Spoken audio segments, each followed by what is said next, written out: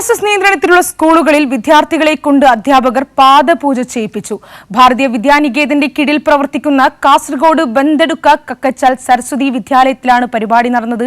വിരമിച്ച 30 അധ്യാപകരുടെ കാൽ വിദ്യാർത്ഥികളെ കൊണ്ട് വെള്ളം തളിച്ച് പൂക്കളിട്ട് പാദപൂജ നടത്തുകയായിരുന്നു. വിവരങ്ങളുമായി സിജു കണ്ണൻ ചേരുന്നുണ്ട്. സിജു, ഒരു സ്കൂളിലാണ് ഇത്തരത്തിലൊരു സംഭവം നടക്കുന്നത്. വിദ്യാർത്ഥികളെ കൊണ്ട് പാദപൂജ ചെയ്യിപ്പിക്കുന്നു. നമ്മൾ കാണുന്നതാണ് RSSകാരുടെ വിവിധ തരത്തിലുള്ള കാവ്യവൽക്കരണം വിദ്യാഭ്യാസ സ്ഥാപനങ്ങളിൽ നടത്തുന്നത്. അങ്ങനെയുള്ള ഒരു സാഹചര്യത്തിലാണ് ഇപ്പോൾ വിദ്യാർത്ഥികളെ കൊണ്ട് അധ്യാപകർ പാദപൂജ ചെയ്യിപ്പിച്ചത്. എന്തൊക്കെയാണ് വാർത്തയുമായി ബന്ധപ്പെട്ട കൂടുതൽ വിവരങ്ങൾ? കാസർഗോഡ് ബന്തെടുക്കയിലാണ് സംഭവം. സ്കൂൾ വിദ്യാർത്ഥികളെ കൊണ്ട് അധ്യാപകരുടെ പാദപൂജ ചെയ്യിക്കുകയായിരുന്നു.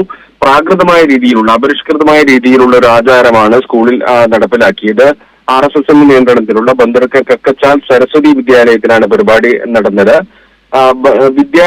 RSS നിയന്ത്രണത്തിലുള്ള ഭാരതീയ വിദ്യാനികേതന്റെ കീഴിൽ പ്രവർത്തിക്കുന്ന ബന്തെടുക്ക കക്കച്ചാൽ സരസ്വതി വിദ്യാലയമാണിത്. വിദ്യാർത്ഥികളെ കൊണ്ട് പാദപൂജ ചെയ്യിച്ചത് ഗുരുപൂർണിമ എന്ന പേരിലുള്ള ഒരു പരിപാടിയുടെ ഭാഗമായാണ്. വ്യാഴാഴ്ച രാവിലെ വ്യാസജയന്തി ദിനമാണെന്നും അതുകൊണ്ട് ഈ പാദപൂജ പരിപാടി ഗുരുപൂർണിമ പരിപാടി നടത്തുമെന്നും നേരത്തെ തന്നെ വിദ്യാർത്ഥികൾക്കും രക്ഷിതാക്കൾക്കുമെല്ലാം തന്നെ അറിയിപ്പ് നൽകിയിരുന്നു.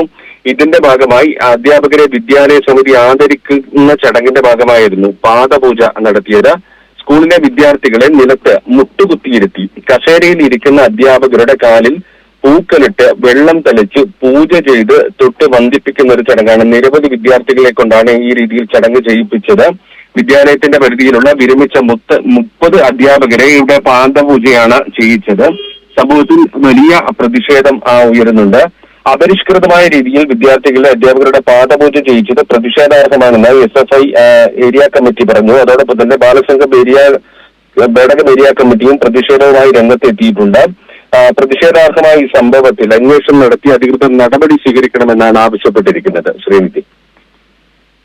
സിജു, ഇതുമായി ബന്ധപ്പെട്ട് സ്കൂൾ അധികൃതരുടെ ഭാഗത്ത് നിന്ന് ഏതെങ്കിലും തരത്തിലുള്ള പ്രതികരണം ലഭ്യമാണോ? കാരണം കുട്ടികളുടെ താല്പര്യത്തിന് തന്നെയാണോ ഇത്തരത്തിലൊരു പരിപാടി നടത്തിയത്, അല്ലെങ്കിൽ അവരെ കൊണ്ട് നിർബന്ധിച്ച് ചെയ്യിപ്പിക്കുകയാണോ? അതുമായി ബന്ധപ്പെട്ട് ഏതെങ്കിലും തരത്തിലുള്ള വിവരങ്ങൾ ലഭ്യമാണോ?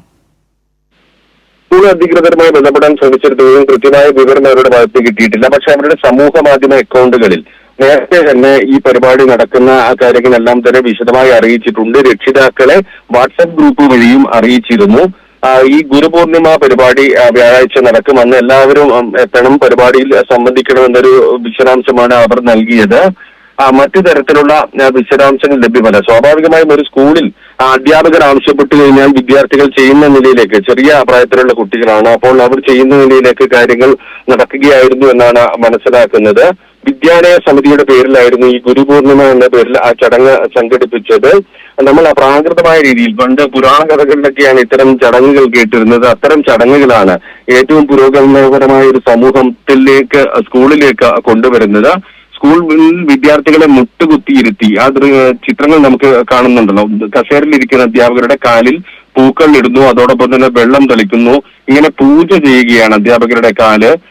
അതിനുശേഷം അത് വന്ദിപ്പിക്കുന്ന ഒരു ചടങ്ങാണ്. വിദ്യാലയത്തിന്റെ പരിധിയിലുള്ള 30 വിരമിച്ച അധ്യാപകരുടെ പാദപൂജയാണ് വിദ്യാർത്ഥികളെ കൊണ്ട് ചെയ്യിച്ചത്. സംഭവത്തിൽ വലിയൊരു പ്രതിഷേധം വരുന്നുണ്ട്. നമുക്ക് ഈ ദൃശ്യങ്ങൾ കാണുമ്പോൾ തന്നെ ആർക്കും അംഗീകരിക്കാൻ കഴിയാത്ത രീതിയിലുള്ള ഒരു ചടങ്ങാണ് സ്കൂളുകളിലെല്ലാം തന്നെ നടക്കുന്നത്.